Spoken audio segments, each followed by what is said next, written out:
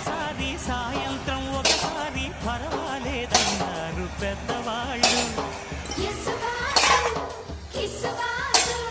సావిట్లో ఒకసారి సందిట్లో ఒకసారి చలి కావాలన్నారు చిన్నవాళ్ళు.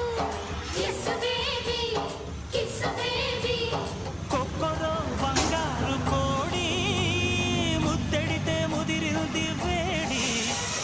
పిల్లగో చూశాని నాడి అదిరింది కన్నెమాడి. గుడ్డుగా దోపిడి చెయ్యనా గుమ్మడి ఉండలేను తీపి రాపిడి. నిన్నేమడగను ఎట్టాడగను ఒకసారి ఒడిలోకి రారమ్మని.